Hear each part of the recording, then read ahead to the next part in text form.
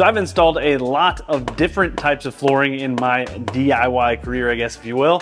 Starting with laminate flooring back in 2018 at our old house. That was the first flooring I ever installed. Learned a lot on that project. After that, I installed some vinyl plank flooring at my last shop, which went really quickly, and that flooring held up great over the 3 years that I was at that shop. The next type of flooring I installed was tile in our laundry room at our house. After that was traditional hardwood flooring in our bonus room at our house. And the last type of flooring I've installed, besides the flooring you're gonna see me install in this video, was the engineered hardwood flooring in the not so tiny house. So obviously I've kind of covered the gamut, most of the different flooring types that are available out there on the market today. And I would say personally, if I had to choose, I think 99 times out of 100, I would probably go with vinyl plank flooring. And you might think that's kind of crazy. I'm a woodworker. I love working with wood, you know, oak, maple, walnut, all that kind of stuff. And wood is great, but not, in my opinion, in every scenario. For instance, if you had a water leak like I did here at the shop, your wood flooring probably is going to cup and buckle because of all of that added moisture.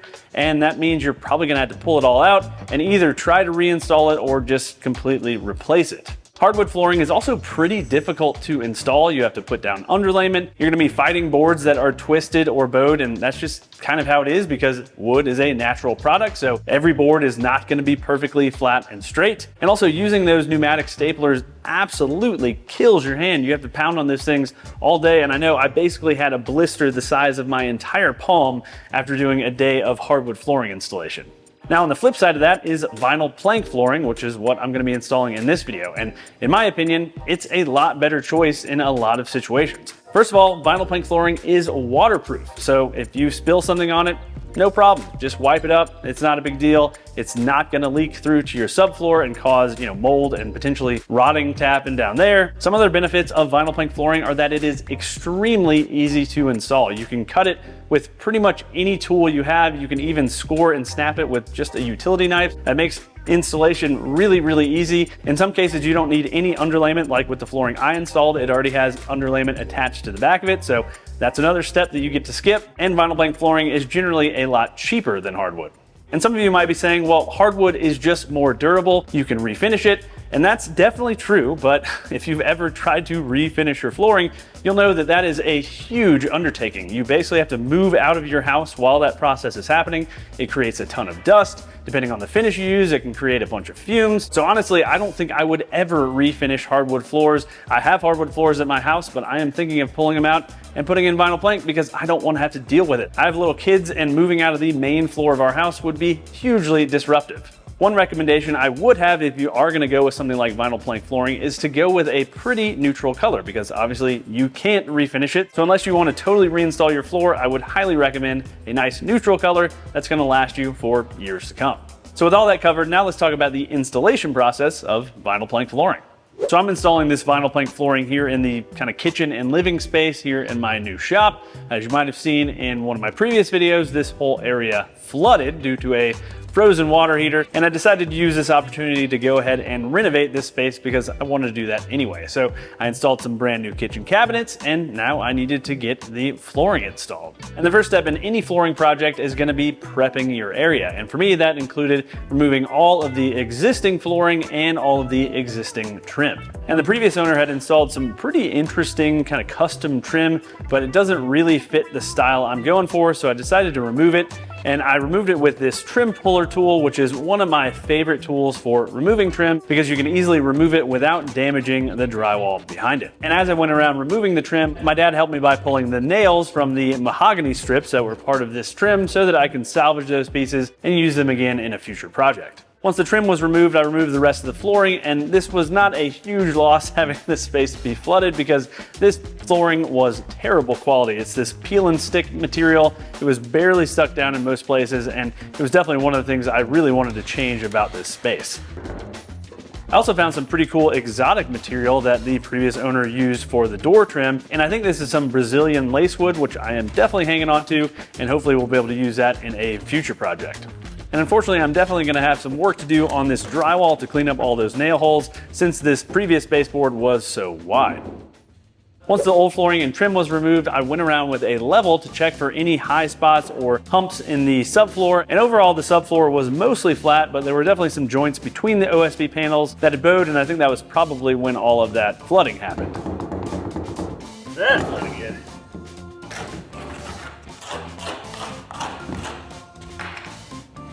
I took down the high spots with an electric planer, making sure to hook it up to a shop vac so that I didn't spray wood chips all over the place. And of course, I also hit a nail with my newly installed blades on the planer, so definitely make sure to go ahead and bury those before you go around with a planer.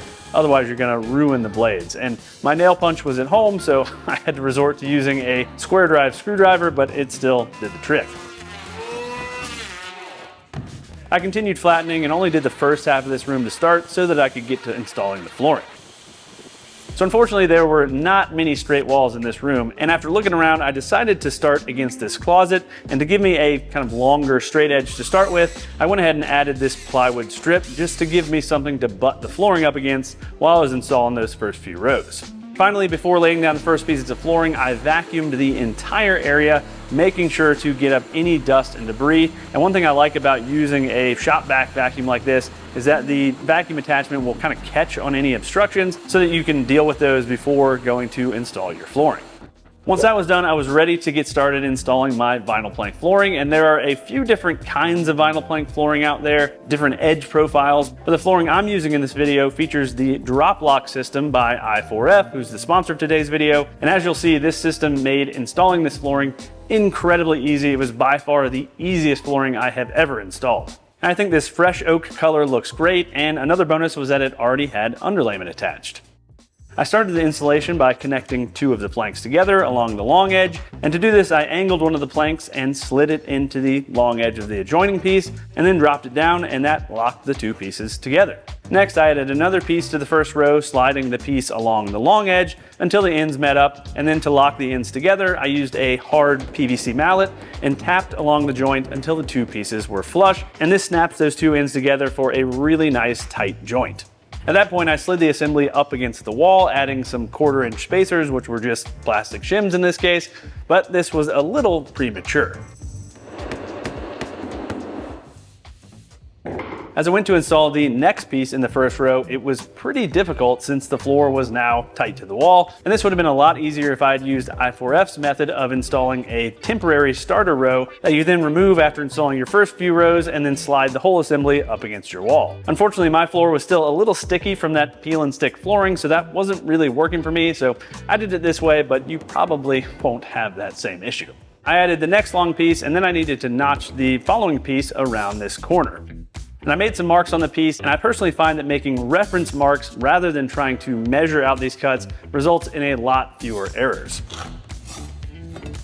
I cut the notch with the jigsaw, and if you only have one cutting tool for this kind of installation project, I would definitely recommend a jigsaw because you can basically do everything with it. You can cross cut, you can notch your pieces, and you can rip your pieces, and it's really one of the most flexible tools for this kind of installation.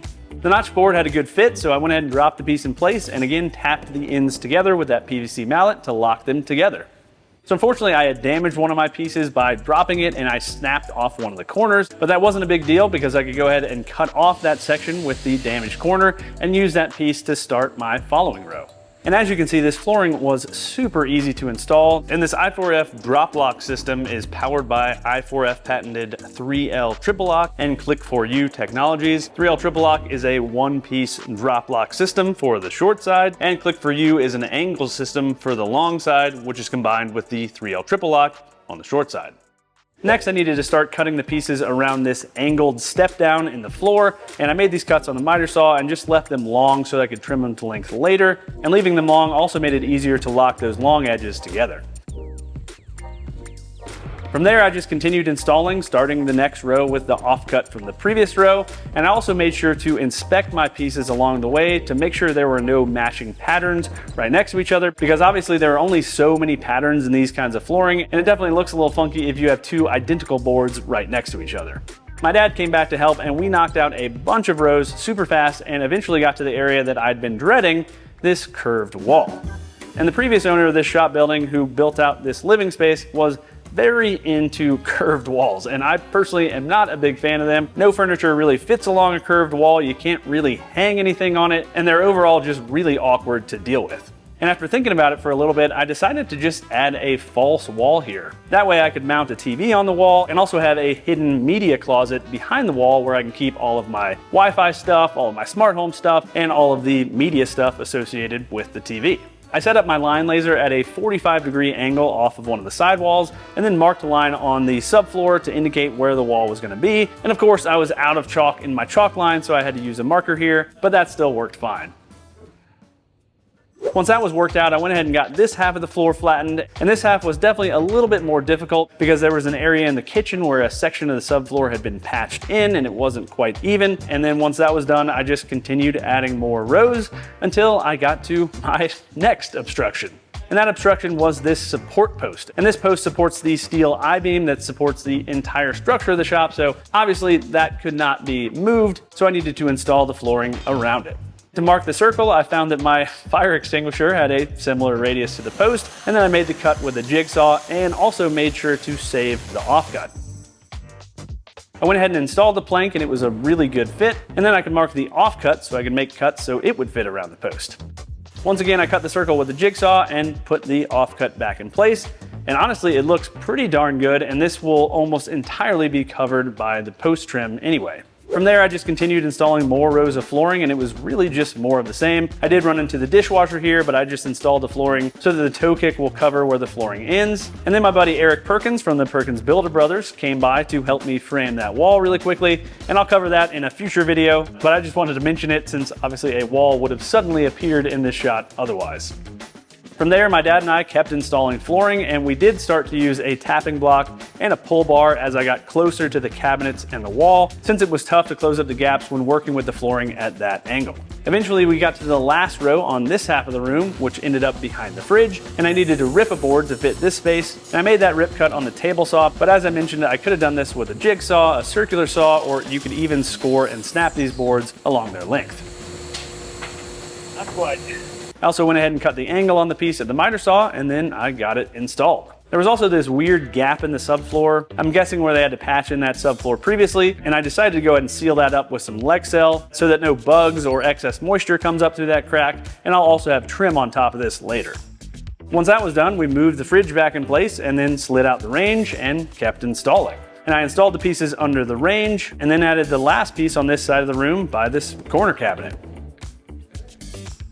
We moved the range back in place and then finished the last little section of flooring, that section on the other side of that initial plywood strip I installed, which went super quick. And with that, all of the pieces of flooring were installed.